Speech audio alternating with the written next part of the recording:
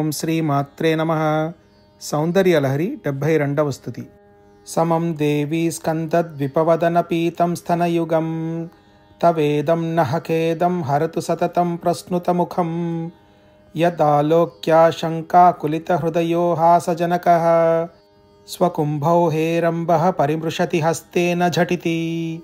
సమం దేవీ స్కందద్విపవదన పీతం స్తనయుగం తవేదం నః ఖేదం హరతు సతతం ప్రస్నుతముఖం యదాలోక్యాశంకాకులితహృదయో హాసజనకః స్వకుంభో హేరంబః పరిమృశతి హస్తేన ఝటితి.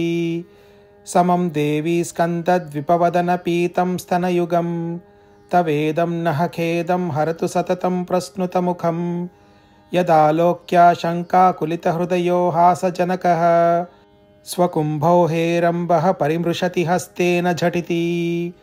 ఓం శ్రీమాత్రే నమః.